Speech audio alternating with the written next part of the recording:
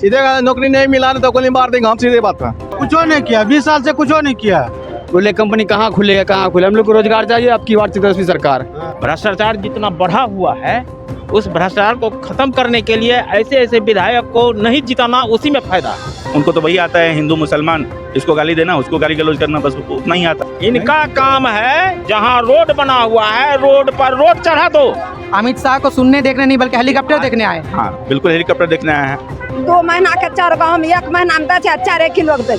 रोजगार के gas cylinder देखिए कितना महंगा हो गया है सर। ऑफिस में जाके देखिए, जब तक पैसा नहीं दीजिएगा कोई काम नहीं होता है। किसी का जो है ना बिना पैसा का काम नहीं होता है। ये मर रहा है, 4 किलो राशन दे रहा है, इसमें गुजर बसर हो जाएगा। गरीब हमारे बिहार में कितने हैं? दवाई तो हाथ नहीं मिलता है, सही टाइम से किसी का इलाज नहीं होता है। हर सरकार वादा जीतने के टाइम में करता है, जीतने के बाद भूल जाता है। सब गरीब आदमी मर जाता है, कोई गरीब आदमी को सुनने वाला लायक नहीं है। बिहार में 6 नवंबर को पहले चरण के मतदान की समाप्ति के बाद दूसरे चरण का प्रचार प्रसार जोरों शोरों से जारी है। अभी हमारी मौजूदगी है पूर्णिया जिला के बनमनखी में, जहां देश के गृह मंत्री अमित शाह यहां से एनडीए प्रत्याशी कृष्ण कुमार ऋषि के समर्थन में प्रचार प्रसार करते हुए नजर आ रहे हैं। आप मेरे पीछे देख सकते हैं कि यहां पर हजारों लोगों की भीड़ है जो अपने देश के गृह मंत्री अमित शाह को सुनने आई है। यहां अमित शाह एनडीए प्रत्याशी के समर्थन में प्रचार करेंगे और वोट करने की अपील करेंगे।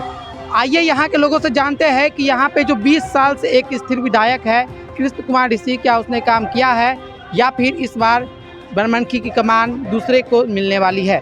क्या नाम हुआ आपका? सुधीर पासवान। सुधीर पासवान। कहाँ आए हुए आप? हम देखने के लिए आए अमित शाह जी। अमित शाह जी को। इस बार क्या बनमनखी में किसका माहौल लग रहा है? माहौल ये अमित शाह का जीतेगा, बीजेपी। किसका किसका? कृष्ण कुमार। 20 साल से कृष्ण कुमार जी विधायक है बनमनखी के, तो क्या बनमनखी में सारा काम हुआ है? सारा काम कुछ नहीं किया, 20 साल से कुछ नहीं किया। 20 साल से कुछ नहीं किया, 0/0 है। अमित शाह तो बोल रहे 20 साल से पूरा यहाँ पे विकास का कैसे हो जाएगा? अमित शाह तो साल भर पहले हेलीकॉप्टर उड़ा दिया था पूर्णिया में। पूर्णिया का जो एयरपोर्ट बना आज ना हेलीकॉप्टर उड़ा है। इससे साल भर पहले वो सभा किया था तो उसी में कह दिया हेलीकॉप्टर उड़ा दिए।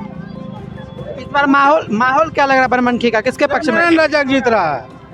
कांग्रेस के प्रत्याशी इस बार जीत- कांग्रेस प्रत्याशी देवनारायण रजक जीत रहा है। अमित शाह तो कह रहे इस बार कांग्रेस का सुपड़ा साफ है। उससे कुछ नहीं होने वाला है, सब झूठ है। देख रहे हैं सब, देखिए हेलीकॉप्टर देख रहा है, इधर देख रहे हैं सब हेलीकॉप्टर देख रहा है। लोग हेलीकॉप्टर देखने आए थे। अमित शाह को सुनने नहीं आए थे। बोल रहा है कि इसमें काम नहीं है, इसमें कंपनी नहीं खुल सकता है। बताइए तो, ये कंपनी का फील्ड नहीं है। बोले कंपनी कहाँ खुलेगा, कहाँ खुले, हम लोग को रोजगार चाहिए। अब की बार तेजस्वी सरकार हम लोग हेलीकॉप्टर देखने आए थे, हम लोग देख लिए, सेल्फी लिए, बात खत्म है। बदलाव तेजस्वी सरकार। लेकिन कहा जा रहा है कि अमित शाह भी यहाँ पे आ चुका है, तो इस बार फिर से श्याम रजक 5वीं और विधायक बन जाएंगे बनमनखी के। नहीं बनेंगे वो, परिवर्तन होगा। देवनारायण रजक कांग्रेस का बनेगा। आप लोग क्यों नहीं पसंद कर रहे हैं यहाँ के विधायक को, भाजपा को? कुछ नहीं किए, गाड़ी में चलते हैं, शीशा लगा के चलते हैं। इधर सुनिए, कुछ पढ़ावा लिखे हुआ आदमी है, उन्हें बोलते हम, सीधे नौकरी नहीं मिला तो गोली मार देंगे हम, सीधे बात है। किसको गोली मार? जिसको मन होगा उसको। नौकरी नहीं मिलेगा गोली मार दीजिए। हाँ, पुलिस पकड़ लेगी। पहले अब पुलिस क्या करेगा? मेरा संजय पुलिस है। कौन जीतेगा? कृष्ण कुमार भारती। कौन कौन? कृष्ण कुमार भारती यहाँ जो है, लेकिन लोग तो कह रहे कि उन्होंने काम नहीं किया। क्या होगा? विरोधी ऐसे बोलेगा। वो 20 साल से यहाँ के विधायक है, तो उन्होंने सारा काम किया। आदमी जो है नो भाजपा को दे रहा है नो वोट, इसको कौन चाहिए? काम कर, हर बहुत जगह काम किया है। इस बार क्या माहौल क्या लग रहा है? जीतवे करेगा, नहीं जीतने का प्रश्न ही नहीं है। लोग कह रहे हैं रोजी रोजगार की व्यवस्था नहीं। जानते हैं वहाँ गड्ढा था, कैसे 1 नंबर है, देखिएगा नो।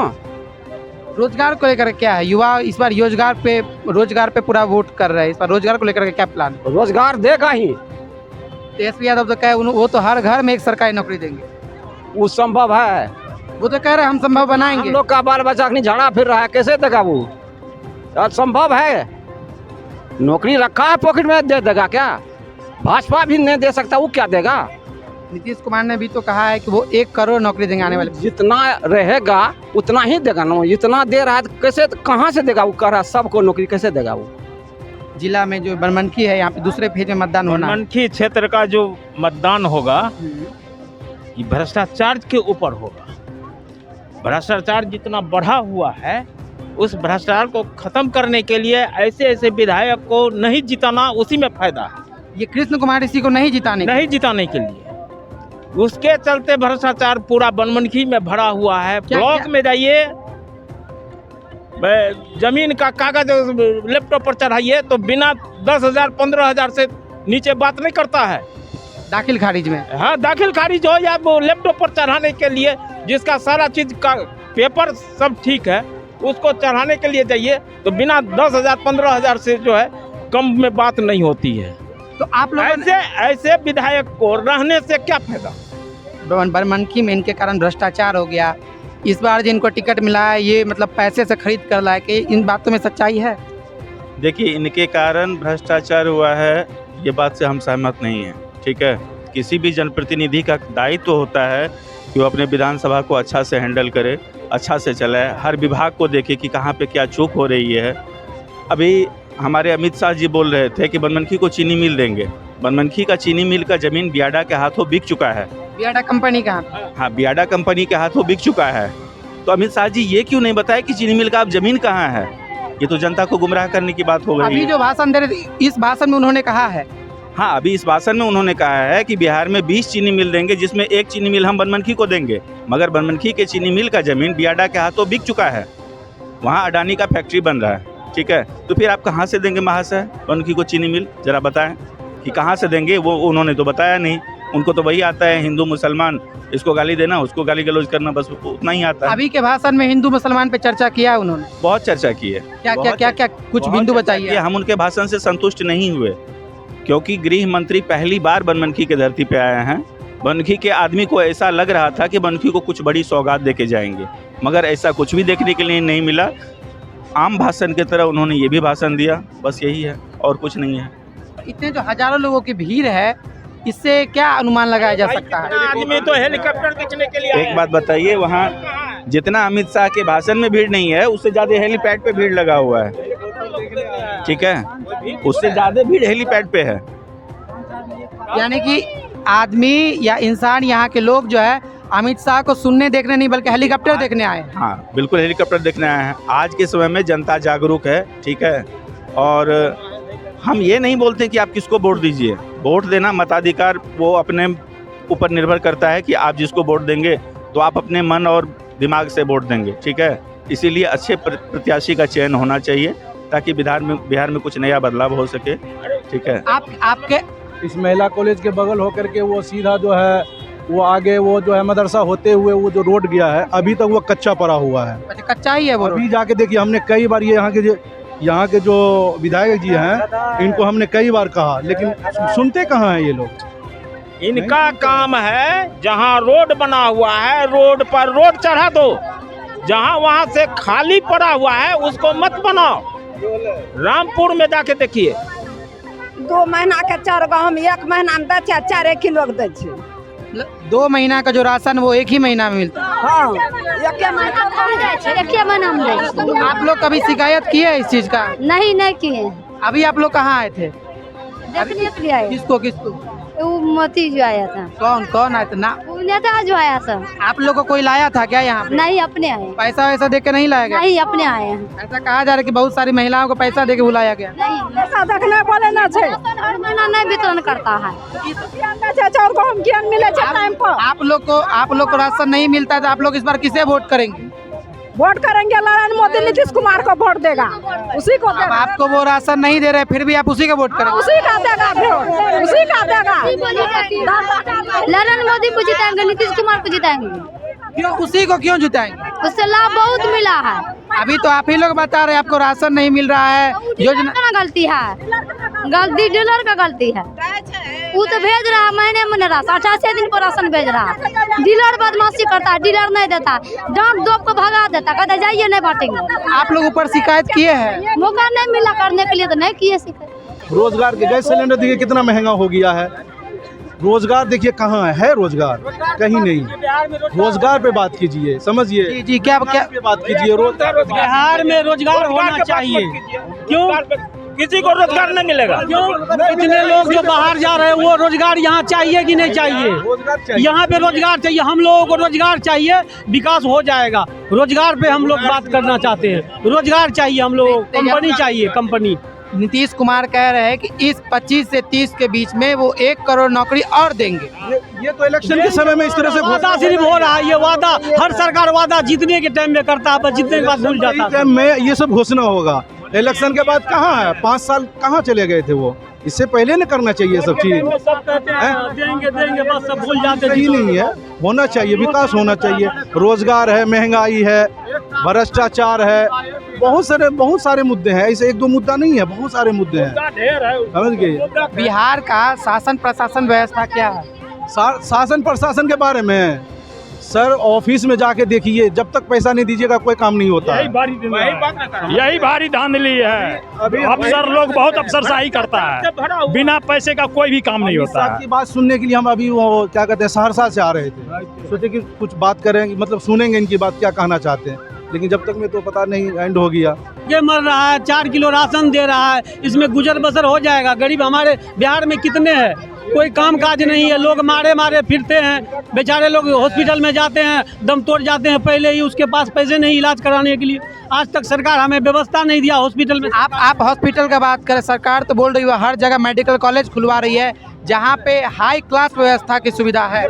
मेडिकल इलाज हो रहा है, 1 से 2 दवा दे रहा है, उसके बाद बस हो गया, इसी का इलाज हो गया, इसमें वो सही हो जाएगा। हॉस्पिटल है ना, ये बनमनखी अनुमंडल जो है, ये इस पार से उस पार जाने के लिए हॉस्पिटल है, उस पार में आज तक ओवरब्रिज नहीं बना है।